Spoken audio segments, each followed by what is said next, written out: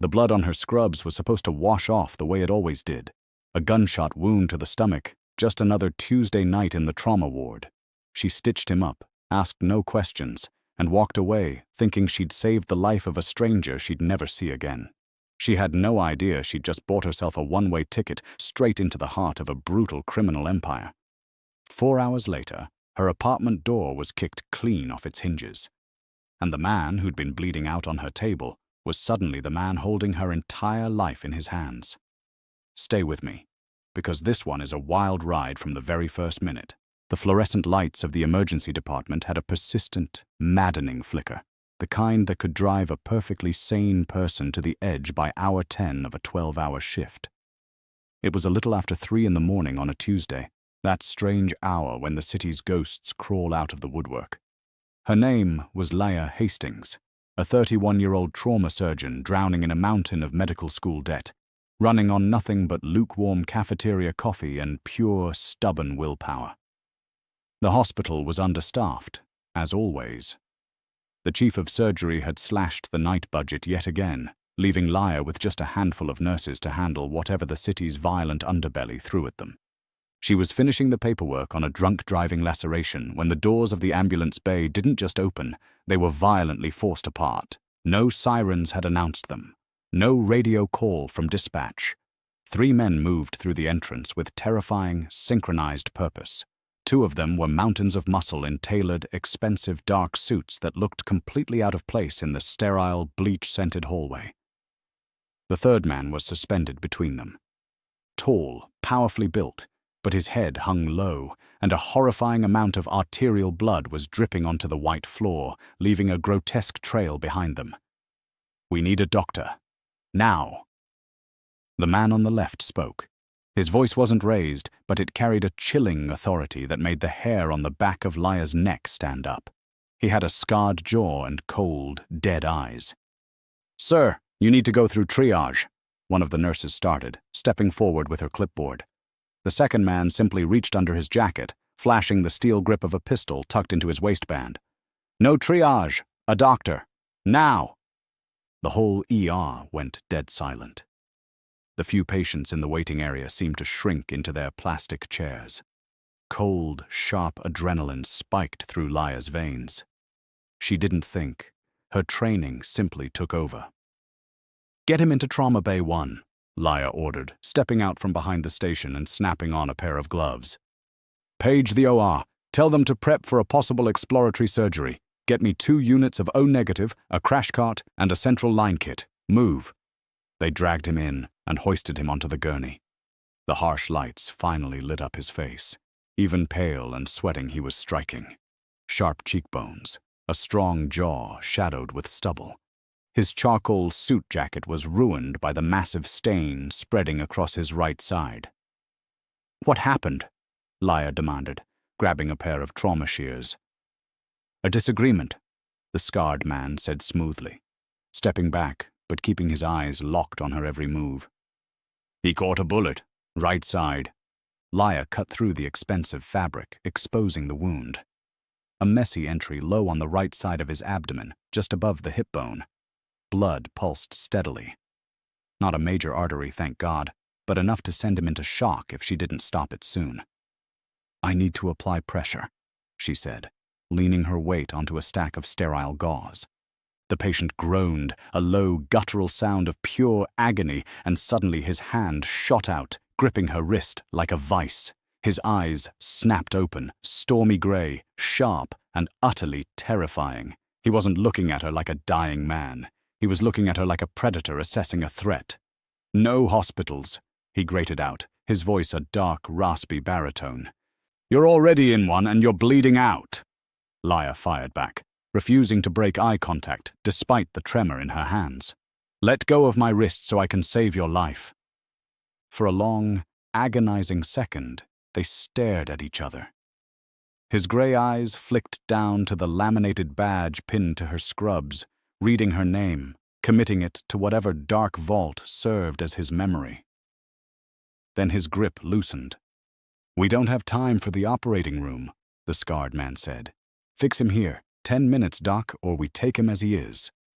"Are you insane?" Laia snapped. He needs a sterile environment. Anesthesia. 10 minutes. The guard's hand rested on his weapon again. Make it work. Laya cursed under her breath. Bring the portable suction and the staple gun. Local anesthetic. Now. It was the most grueling, chaotic field surgery she had ever performed indoors. She pumped him full of local anesthetic, but she knew he could still feel it when she used forceps to probe the wound. The bullet had missed his liver by a fraction of a millimeter, lodging in the muscle wall. Through all of it, the gray-eyed man didn't scream. He just stared at the ceiling, his jaw locked so tight she thought his teeth might shatter. Got it, she breathed, dropping the deformed piece of lead into a metal basin with a sharp clink. She worked furiously, cauterizing the bleeders, throwing in rapid, precise sutures, stapling the skin closed, packing the wound, and hooking him up to fluids and a broad-spectrum antibiotic. He needs to stay off his feet, Laya told the guards, stripping off her bloody gloves. The stitches will tear. He needs rest, fluids, a sterile environment. He should be admitted. The man on the table swung his legs over the side of the gurney. The monitor beeped frantically as his heart rate spiked. "Hey, you can't stand up!" Laya rushed forward, pressing a hand to his uninjured shoulder. He didn't push her away, but he didn't stop moving either. He leaned down, his face inches from hers. She could smell copper, expensive cologne, and the sharp tang of sweat.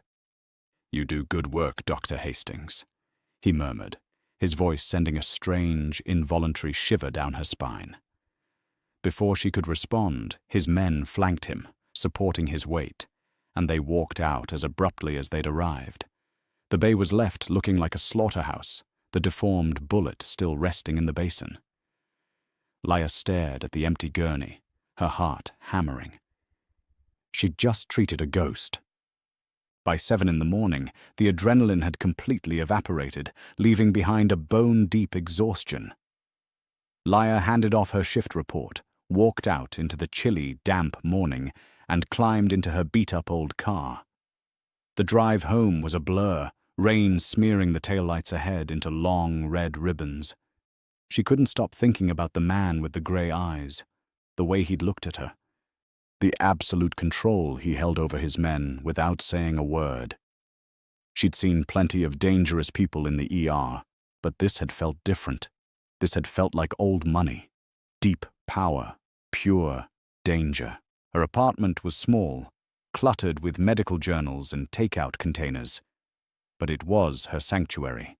She dropped her keys on the counter, shrugged off her damp coat, and headed straight for the shower, standing under the scalding water until her skin turned pink, trying to scrub away the phantom smell of blood. When she finally stepped out, wrapped in a faded towel, she felt a fraction of her humanity return. She padded into the kitchen to make a cup of tea, her mind drifting to the soft bed waiting in the next room. The kettle began to whistle. Then came a deafening crack, like a cannon going off in her living room. Laya spun around, dropping her mug, which shattered against the floor. Her front door had been violently kicked open, the frame splintered, hanging by a single hinge. 2 men stood in the entryway. She recognized one instantly, the scarred man from the hospital. The second was younger, with slicked back hair and a leather jacket. "What the hell are you doing?" Laya screamed, backing toward the kitchen counter, her hand searching behind her for the knife block. "Get out! I'm calling the police!"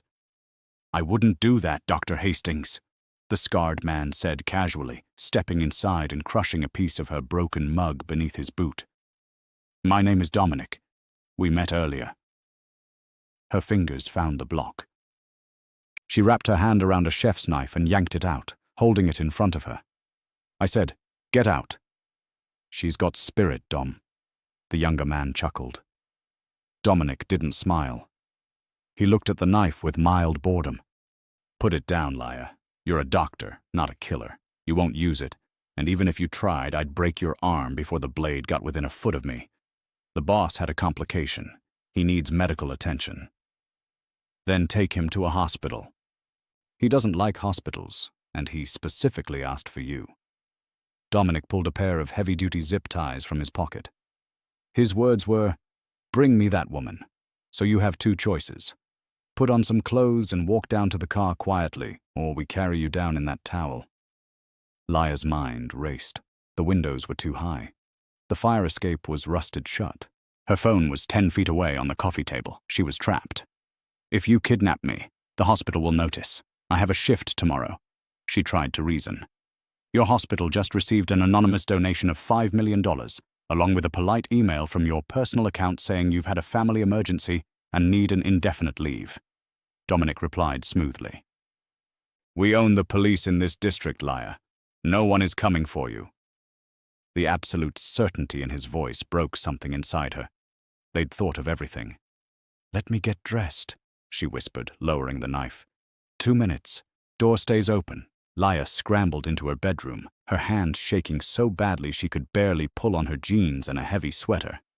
She shoved her feet into her boots and grabbed her medical bag from the closet. If she was going to be forced to treat this man, she wasn't going in empty-handed. They zip-tied her wrists and led her down the stairs to a blacked-out SUV idling at the curb. Lia was shoved into the back, Dominic climbing in beside her. The locks engaged with a heavy, final thud. "Where are you taking me?" she asked, staring out the tinted window as her neighborhood blurred past, realizing she might never see it again. "To the estate," Dominic replied, eyes straight ahead. "Pray you can fix whatever's going wrong with him. For your sake." The drive took nearly an hour, heading north out of the city into the affluent, heavily wooded suburbs. The SUV turned onto a private, winding driveway flanked by towering iron gates that swung open silently. They drove through acres of manicured lawn until a massive stone mansion loomed in the dark. It looked less like a home and more like a fortress. Inside, the interior was breathtakingly opulent. Marble floors, a sweeping double staircase, the smell of lemon polish and old wood. But Lia barely had time to take it in before she was led into a massive, dimly lit library.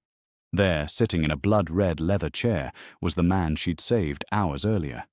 He'd traded the bloody suit for loose black sweatpants and a dark, unbuttoned shirt that exposed the thick bandages on his abdomen. He looked terrible. Ashen, waxy skin, a sheen of cold sweat, a crystal glass of amber liquid loose in his hand.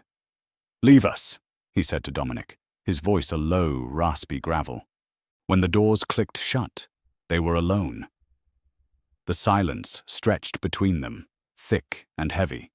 Finally, he rotated his chair to face her fully, those stormy gray eyes pinning her to the spot. "You kidnapped me," Lia said, her voice trembling with a mix of terror and outrage. "I relocated you," he corrected softly, wincing as he adjusted his posture. "My name is Gabriel Mercer, and as of tonight, you are my private, exclusive physician." The name echoed in her head. She didn't follow organized crime, but even she had heard whispers of the Mercer Syndicate. They controlled the ports, the illegal casinos, half the politicians in the state. He wasn't just a gangster. He was a kingmaker. "I don't work for criminals," Lia said, lifting her chin. "Whatever complication you're having, you need a real hospital." Gabriel let out a short, dark laugh that turned into a grimace of pain. "A real hospital is exactly where the people who put this bullet in me want me to go. Someone in my inner circle was paid off, an inside job. If I check in anywhere, I'll be dead by morning. A convenient overdose in my IV, a complication in surgery. No, I stay here. Then hire a discreet doctor. You have the money." "I don't trust the doctors on my payroll. They've been compromised. But you're a civilian. A tired, overworked ER doctor with a mountain of debt and no connection to my world. You saved my life tonight when you could have stalled. I know you aren't working for my enemies. So my reward for saving your life is being taken hostage," Lia demanded, anger finally overriding her fear. "Your reward is survival," Gabriel countered.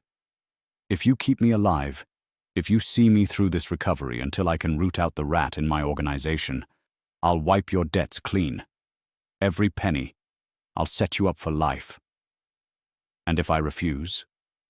Gabriel's eyes darkened, and the temperature in the room seemed to drop. "You've seen my face. You extracted the bullet. You're the only independent witness to my condition. If you walk out that door, you become a loose end. And I don't leave loose ends." A cold chill washed over her. He wasn't threatening her in a rage. He was stating a simple, businesslike fact. It wasn't a choice. It was an ultimatum. Before she could respond, Gabriel suddenly slumped back against the chair, his glass vibrating as his hand hit the wood. His eyes rolled back, and a violent shiver racked his powerful frame. Gabriel. Laya dropped her bag and rushed forward, her instincts overriding her panic. She pressed the back of her hand to his forehead. He was burning up. She peeled back the bandage. The edges of the wound were angry red and swollen, radiating heat. "Sepsis," she muttered, her stomach dropping. "The bullet must have been contaminated. You're developing a severe infection that's entering your bloodstream. Fix it," he ground out, teeth chattering as a rigor hit him. "I need IV antibiotics, fluids, a sterile field. Dominic has a medical wing set up down the hall. Everything you need. Do your job, doctor. Keep me alive." Laya looked down at the most dangerous man in the city, watching him succumb to microscopic bacteria. He'd pulled her into his dark, violent world, and now her survival was tied to his. If the Mercer King died on her watch, she knew Dominic and the others would bury her right next to him. She grabbed her bag. "Don't pass out on me, Gabriel. The night's just getting started." The medical wing Dominic led her to wasn't just a room. It was a fully functional, unlicensed intensive care unit hidden behind a bookshelf, complete with a hospital bed, cardiac monitor, portable ultrasound, and cabinets stocked with enough antibiotics and narcotics to run a small clinic. It was a stark, terrifying reminder of how often this family expected to bleed. For the next 3 hours, that underground room became a claustrophobic battleground. Laya worked with frantic, hyper-focused energy, running large-bore IVs into Gabriel's veins, pushing antibiotics as fast as safely possible, hanging bag after bag of fluids to force his blood pressure back up. She cleaned the angry, weeping wound, searching for any sign of dead tissue. And through all of it, Gabriel burned. His fever spiked dangerously high.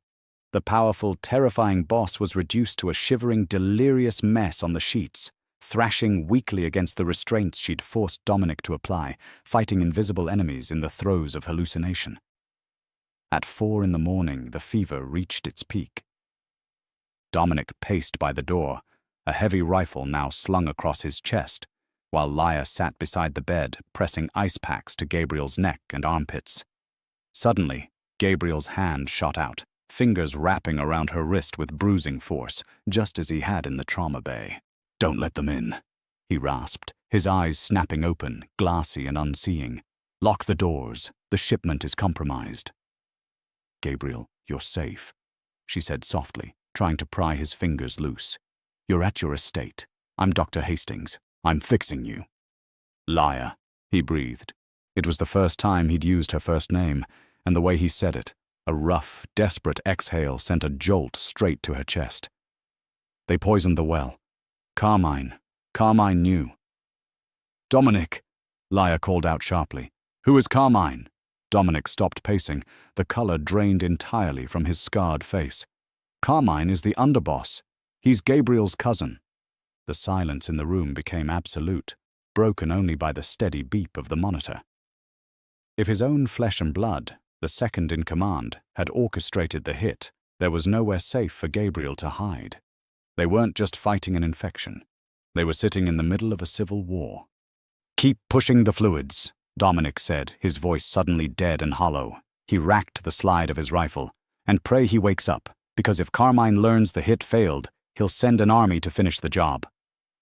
Just after 6, as the pale gray light of dawn began to filter through the security blinds, Gabriel's fever finally broke. The frantic beeping settled into a steady hum. His skin lost its terrifying waxy pallor. Laya slumped forward, resting her forehead against the cool rail of the bed, utterly destroyed. She'd survived the night. But looking at the armed guard at the door, she realized her nightmare was only beginning. Laya woke hours later to the smell of fresh espresso, momentarily disoriented, thinking she was back in her tiny apartment. Then she opened her eyes to a vaulted ceiling painted with intricate frescoes, heavy velvet drapes, and the absurd scale of a four-poster bed. The memories crashed down on her like a physical weight. A woman in her late 60s stood near the doorway holding a silver tray, wearing a housekeeper's uniform and the kind, weary eyes of someone who'd seen far too much. "Good afternoon, Doctor," she said gently. "I'm Martha. Mr. Mercer asked me to bring you food. You've slept 9 hours." 9 hours? Laya panicked, throwing off the duvet. "Gabriel, his infection. Is he—" "Mr. Mercer is awake and remarkably stubborn," Martha interrupted with a soft, knowing sigh. "His fever is gone. There are fresh clothes in the wardrobe. When you're ready, the boss wishes to see you in his study." She left, and Laya heard the distinct, terrifying click of a deadbolt sliding into place. A golden cage was still a cage. After a fast shower in a marble bathroom larger than her entire apartment, Laya dressed in the clothes Martha had left, slacks and a soft cashmere turtleneck that fit perfectly, a chilling reminder of just how closely they'd been watching her. When Dominic came to unlock the door, she said nothing, just followed him through the labyrinthine corridors. Gabriel was in his study, a massive room paneled in dark walnut. He sat behind a huge desk in a loose button-down shirt, exhausted, dark circles under his grey eyes, but the lethal energy he gave off was fully intact. "How is the pain?" Laya asked. "Manageable," he lied effortlessly. "You have my gratitude. Dominic tells me it was a near thing. Septic shock." "You need bed rest," she said, keeping her voice clinical. "Sitting at a desk reading ledgers is going to tear your internal sutures." "I don't have the luxury of bed rest," Gabriel said, a faint, dangerous smirk on his lips. "My cousin Carmine believes I'm dead or dying in an alley somewhere. He's moving to seize my ports and buy off my loyalists. The longer I stay hidden, the bolder he gets. Then call the police. Turn state's evidence." "The police are on Carmine's payroll," Gabriel replied, his voice dropping to a deadly whisper. "If I go to the authorities, I'll be poisoned in a holding cell before midnight. No, this ends my way. In-house." He stood, wincing slightly, and walked around the desk until he was inches in front of her. She had to tilt her head back to look him in the eye. "During my fever, I'm told I spoke," he murmured. Her throat went dry. "You were hallucinating. You mentioned Carmine. That's all." "I'm a man who deals in leverage, Laya." He reached out and she flinched, but he only tucked a stray lock of wet hair behind her ear. His fingers were surprisingly warm. "You heard things only my inner circle knows. You hold my life in your hands, and now you hold my secrets. That makes you incredibly valuable to me, but it also makes you a target." "I don't want to be a target," she whispered. "I just want to go home." "You can't," he stated with grim finality. "Carmine's men are already watching your apartment. They know a doctor treated me off the books before I vanished. If I let you go back, they'll torture you to find me, and then they'll kill you. Your only safe haven in this city is here, with me." She could see in his eyes that he wasn't lying. The life she'd known was gone, erased the moment those ambulance bay doors opened. "So what now?" Laya asked, a cold resignation washing over her. "Now," Gabriel said, picking up an encrypted phone. "You keep me breathing just long enough for me to burn my cousin's empire to the ground." 4 days blurred into a surreal, terrifying routine. Laya checked his vitals, changed his dressings, monitored his blood work, and forced him to eat the meals Martha prepared. In return, she had free reign of the estate's library and pool, though 2 armed men trailed her everywhere at a discreet distance. Gabriel was an atrocious patient. He refused painkillers during the day, claiming they clouded his judgment, and spent hours on encrypted phones, his low rumble echoing down the halls as he orchestrated a silent, bloody counteroffensive across the city. He cut off Carmine's supply lines, froze his accounts, and sent a terrifying message to the underworld. The king is not dead. It happened on a Thursday night. A massive thunderstorm was battering the stone walls, masking any sound from outside. Laya was in Gabriel's bedroom, removing the staples from his incision, which was healing beautifully into a neat pink line. The dynamic between them had shifted over those 4 days, the hostility fading into a strange, heavy intimacy born of proximity and survival. "You have a steady hand, Laya," he murmured over the crashing thunder. "You don't shake anymore when you're near me." "I've gotten used to the monsters," she replied dryly. "Am I a monster to you?" She paused, her fingers hovering over his bare skin. "You kill people, Gabriel. You aren't the hero of this story." "No," he agreed softly, his gaze dropping to her lips before rising back to her eyes. "I'm not the hero, but I'm the man keeping you alive." Before she could respond, the lights in the mansion died. The room plunged into pitch black. A second later, the generators kicked in, but only the red emergency strips along the baseboards lit up. Then a sound cut through the thunder. The muffled, distinct thip, thip, thip of suppressed gunfire from the floor below. Gabriel moved with terrifying speed. The recovering patient vanished, replaced by an apex predator. He shoved Laya to the floor, rolled off the bed, and pulled a pistol from beneath the mattress, racking the slide in one fluid motion. "Stay down," he hissed. The radio on his nightstand crackled. Dominic's voice came through, breathless and punctuated by return fire. "Boss, breach on the east wing. They cut the hard lines and blew the generator. 6, maybe 8 inside. Heavy armor. It's Carmine's kill squad." "Fall back to the grand staircase. Choke the choke point," Gabriel ordered, dead calm. "Do not let them reach the second floor." He hauled Laya to her feet. "We have to move. This room is a fatal funnel." But they'd barely made it to the wardrobe when the bedroom door was kicked open, wood splintering. 2 men in tactical gear and night vision stepped in, rifles raised. Gabriel didn't hesitate. He pushed Laya behind the closet door, stepped into the open, and fired 3 times. The sound was deafening, the muzzle flashes lighting the dark room like lightning. 2 to the chest of the first man, a third straight through his goggles. The second intruder swung his rifle toward Gabriel, but Gabriel was already moving, closing the distance despite his wound, grabbing the barrel, driving his own pistol under the man's vest, and pulling the trigger twice. He stood over the bodies, chest heaving, gun still raised, sweeping the dark hallway. Blood was beginning to seep through the white bandage she'd just applied. In the red emergency light, surrounded by the men he'd just killed without a second thought, he looked like the devil incarnate. "Laya!" he barked. "Get up. We aren't safe yet." Trembling, she stood and stepped over the bodies, following him deeper into the closet. Gabriel shoved aside the paneling at the back, revealing a glowing keypad, and punched in a code with a bloody thumb. A reinforced steel door slid open. He pulled her inside just as a fresh volley of gunfire echoed up the staircase, and the door hissed shut behind them with a sound like a bank vault ceiling. The panic room was utilitarian. Concrete walls lined with Kevlar, a bank of dark monitors, crates of ammunition, a medical kit, and a shortwave radio. Gabriel slumped against the steel door and slid to the cold floor, his pistol clattering from his fingers. "Gabriel!" Laya dropped to her knees beside him. The adrenaline that had fueled his lethal burst was draining away fast. His breathing was shallow, his face a terrifying gray. She ripped his shirt open. The bandage was soaked through with fresh crimson. "The exertion. You tore the internal sutures. You're hemorrhaging," she muttered, pressing down hard. "Medical kit," he gasped. She hauled the heavy box over, flipping the latches with shaking hands.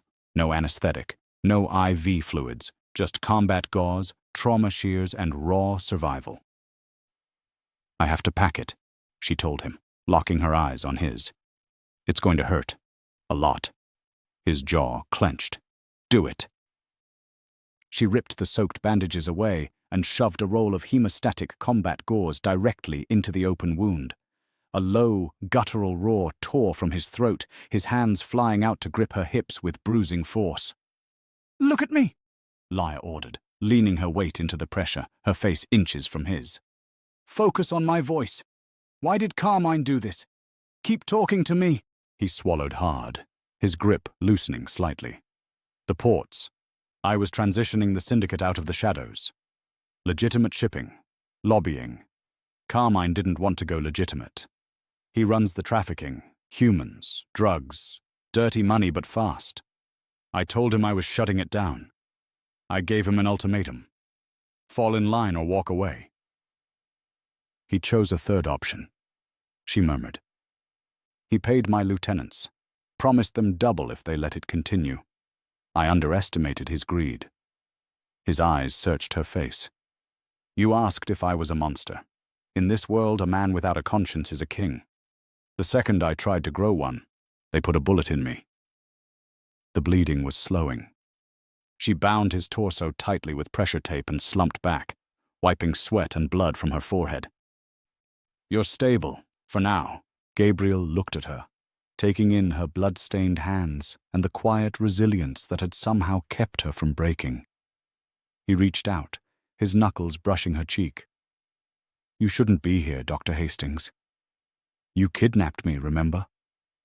I know, he said softly. It's the only selfish thing I've done this week that I don't regret. The radio crackled to life.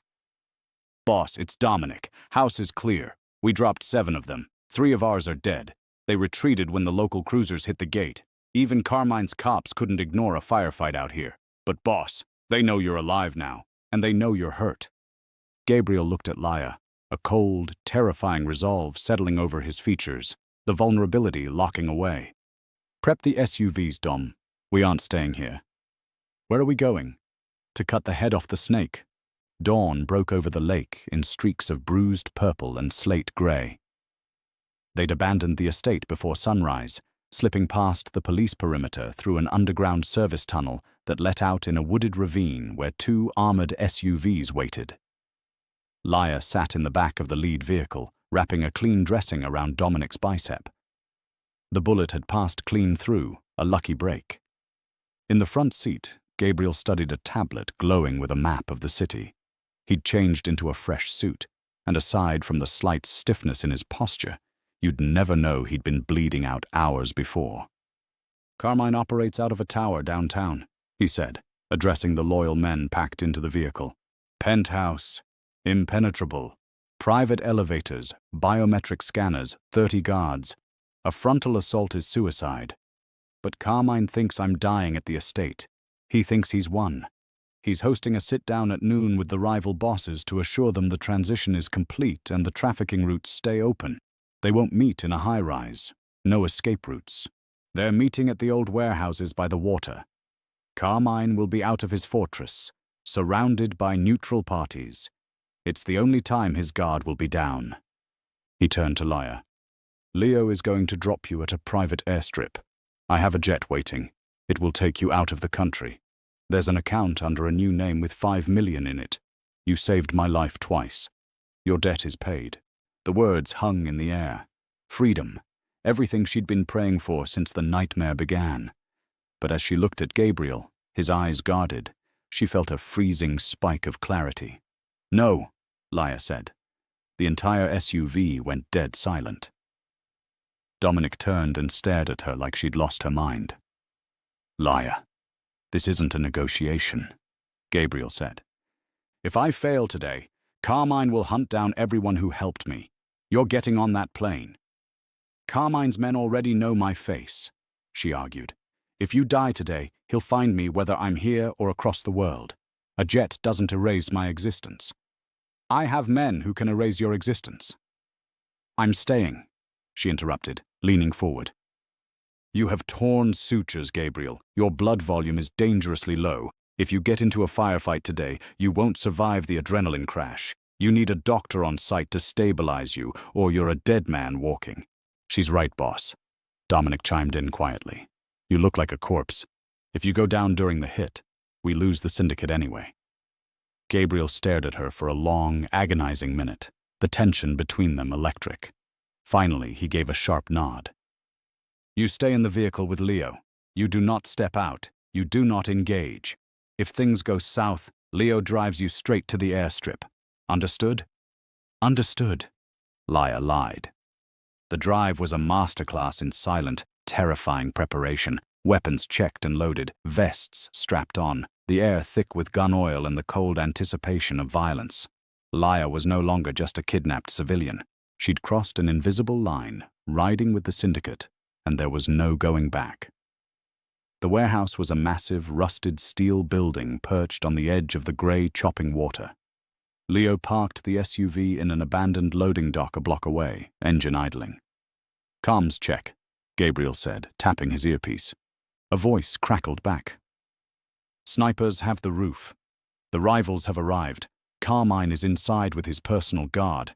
Total hostile count, 22. Gabriel checked his magazine one last time and looked at Dominic. "We take Carmine alive. The rest are collateral." Then he turned to Laya. He didn't offer a reassuring smile or empty promises. He reached across the seat, wrapped his hand around the back of her neck, and pulled her forward until their foreheads rested together. "Stay low, Laya." "Don't tear your stitches," she whispered back. He released her and pushed open the door, he and Dominic stepping out into the freezing rain, moving toward the warehouse with terrifying, predatory grace. Inside the SUV, the radio chatter was Laya's only lifeline. Leo sat rigid behind the wheel, a hand on the gun in his lap. "Breaching in 3, 2, 1. A muffled, concussive thump vibrated through the chassis, followed instantly by the staccato roar of automatic gunfire. Laya clamped her hands over her ears, staring at the radio as frantic voices overlapped in a chaotic symphony of war. "South door clear. Contact right. The rivals are standing down, they're letting us take Carmine." The gunfire raged for 5 excruciating minutes. Every second felt like an hour. She imagined Gabriel moving through the crossfire, his injured body pushed to its absolute limit, fighting for his life, his empire, and her survival. Then, suddenly, it stopped. An eerie silence fell. "Dominic!" Laya grabbed the spare mic, ignoring Leo's warning glance. "Report!" Static. Then Gabriel's voice came through, low, breathless, and utterly victorious. "Bring the car up, Leo. We're done." Leo tore out of the dock and skidded to a halt in front of the warehouse doors. Gabriel walked out of the shadows, his dark suit ruined, splattered with rain and blood that wasn't his own. Dominic followed, dragging a battered, bloody figure by the collar. Carmine. Dominic threw the underboss onto the wet pavement. Carmine groaned, coughing blood, his hands bound behind his back. Gabriel stood over him, absolute void of mercy in his eyes, and drew his pistol. "You tore the family apart for drug money," Gabriel stated. "You're weak, Gabe," Carmine spat, glaring up with pure hatred. "You were making us businessmen. We're wolves. We're supposed to eat." "Wolves protect the pack," Gabriel replied coldly. "You sold it out." A single gunshot echoed like a thunderclap across the empty pier. Carmine's body went limp on the wet asphalt. Gabriel didn't look back. He holstered his weapon, walked to the SUV, and slid into the seat beside Laya, trembling violently as the adrenaline finally brutally abandoned him. "Drive," he ordered Leo. Laya immediately went to work, tearing off his ruined jacket, pulling the soaked shirt from his abdomen. The pressure bandage had held, but the trauma had pushed him to the brink of collapse. She hooked up a fresh bag of fluids and taped the needle into his forearm. "You're a stubborn idiot," she muttered, her hands shaking as she wiped the cold sweat from his forehead. Gabriel let out a weak, breathy laugh and turned his face toward her. The warlord was gone, leaving only the man underneath. "It's over," he whispered. "The syndicate is mine. The trafficking rings are dead. You're safe, Laya." 2 weeks later, the heavy doors of Gabriel's study were open, letting in warm afternoon sunlight. The estate had been repaired, the bullet holes patched, the shattered glass replaced. The syndicate was running quietly now, purged of Carmine's poison. Laya stood by the windows overlooking the lawns. She wasn't wearing scrubs or bloody jeans. She wore a tailored emerald dress, a glass of bourbon in her hand. Gabriel walked in, leaning slightly on a silver-handled cane. The wound was finally closing properly, though the scar would be a permanent jagged reminder of the night their worlds collided. He crossed the room and held out a thick envelope. Passports, a new identity, keys to a villa far away from here, the banking details for the 5 million. My men will escort you to the private terminal. You never have to look over your shoulder again. Laya looked at the envelope. It was the exit door. The life she'd wanted 2 weeks ago when she was just a tired ER doctor drowning in debt. But she wasn't that woman anymore. She'd seen the darkness of the city's underbelly, and she'd seen the man who controlled it. She'd saved a monster, and in return, he'd laid his empire at her feet. She took the envelope from his hand. Then, deliberately, she let it drop onto the hardwood floor. Gabriel's breath hitched. He stepped closer, the distance between them evaporating. "Liar," he warned, his voice dropping to that low, dangerous rumble. "If you stay, you belong to this world. You belong to me. There is no walking away a second time." "I know," Laya said, looking up into his stormy grey eyes. She reached out, tracing the line of his jaw with her fingers. "I've gotten used to the monsters, especially this one." Gabriel didn't hesitate. He dropped his cane, his arms wrapping around her waist as he pulled her flush against his chest and captured her lips in a bruising, desperate kiss. The king had reclaimed his throne, but she knew, in the darkest corner of her heart, that she was the one holding his life in her hands. So here's what stays with me about Laya's story. She spent her whole career trying to hold death back, to stitch it up and chase it out of the room. And then, fate dropped her right next to a man who dealt death out as casually as breathing, the exact opposite of everything she stood for. And yet, somewhere in all that blood and chaos, she found something she hadn't expected.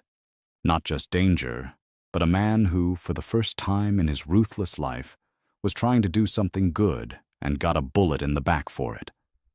There's a real question buried in there, isn't there? Can a person who's done terrible things ever truly change? And if they're trying, what do we owe them? The choice she made at the end is the one I keep coming back to. She had freedom. Real freedom. The kind most of us only dream about. Money, a new life, a clean slate somewhere far away. And she set it down on the floor and chose the harder, darker, more complicated path instead. Whether that was love or madness or something in between, I honestly can't say. But it was her choice, made with her eyes wide open. And there's something undeniably powerful about a person who knows exactly what they're walking into, and walks in anyway. If this dark, twist-filled ride kept you on the edge of your seat, then do me a favor and smash that like button right now. It honestly helps more than you know. Share this story with someone who loves a fierce, brilliant heroine who refuses to break no matter what the world throws at her. And if you want more stories exactly like this one, packed with danger, romance, and impossible choices, make sure you hit subscribe and turn on notifications so you never miss what's coming next. And drop a comment down below and tell me honestly, if you were Laya, standing in that study with the envelope in your hand, would you have taken the millions and run for your freedom? Or would you have stayed for the king? There's no wrong answer, and I genuinely want to know. I read every single comment, and the best ones just might shape the next story I tell. So don't be shy. Let's hear it.